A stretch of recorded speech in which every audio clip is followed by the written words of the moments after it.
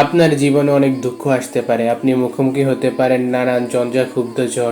কোনো ঝড়ো হাওয়া এসে আপনার জীবনটাকে এলোমেলো করে দিয়ে যাবে। অস্ফুট স্বরে মহান রবকে যখন বলেন, মালিক আমার জীবনে এত কষ্ট কেন, তিনি তখন বলেন, নিশ্চয়ই কষ্টের সাথেই রয়েছে স্বস্তি।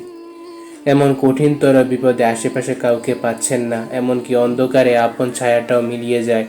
আপনার এতদিনের সুহৃদয় প্রিয় বন্ধু, প্রিয় স্বজনদের কেউ এই দুর্দিনে আপনার পাশে নেই।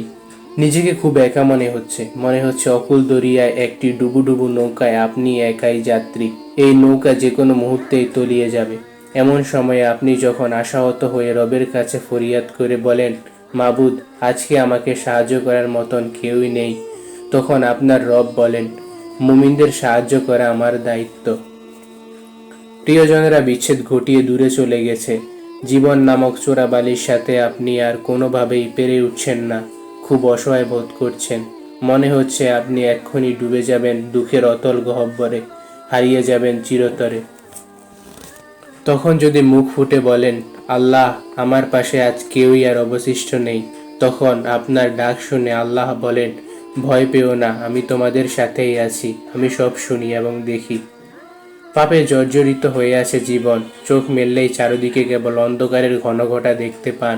কলুষিত হৃদয় নিয়ে যখনই আল্লাহর দরবারে দাঁড়িয়ে বলেন, আমি যে এত পাপ করেছি, আল্লাহ কি সত্যি আমাকে ক্ষমা করবেন? তখনই আপনার রব জবাব দেন, নিশ্চয়ই আল্লাহ তওবাকারীদের ভালোবাসেন। এভাবেই আল্লাহ সুবহানাহু ওয়া তাআলা প্রতিটি সময় প্রতিটি মুহূর্তে আপনার পাশে থাকেন। আল্লাহর কালামকে, তার বাণীকে জীবনে ধারণ করুন। আল্লাহকে জীবনের বন্ধু বানিয়ে নিন। বিশ্বাস করুন, বন্ধু হিসেবে তার চেয়ে উত্তম, তার চেয়ে প্রতিশ্রুতিশীল, তার চেয়ে মহান আর কেউই হতে পারে না। নিজের জীবনের অন্ধকার প্রকোষ্ঠে আলোর রেখা প্রবেশ করতে দিন। অন্ধকারকে আলো দ্বারা দূরীভূত করুন। আপনার যে পৃথিবী এতদিন এক ঘনঘোর আঁধারে নিমজ্জিত ছিল, তা উদ্ভাসিত হবে সম্পূর্ণ এক নতুন রূপে, নতুন রঙে। মন খারাপের দিনগুলোতে আল্লাহকে আপনার সঙ্গী বানান। দেখবেন সেই মুহূর্তগুলো সব আচমকা আপনার জীবনের সেরা মুহূর্তে পরিণত হয়ে গেছে।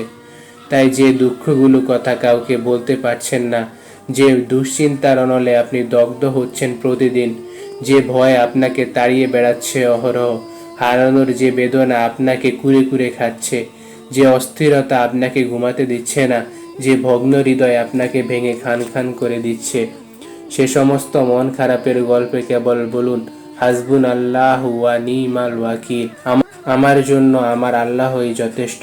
বিশ্বাস করুন, আপনার সমস্ত মন খারাপের উপশমের জন্য কেবল এটুকুই যথেষ্ট। আল্লাহ যার অভিভাবক, কপালে তার দুশ্চিন্তার ভাঁজ থাকতেই পারে না।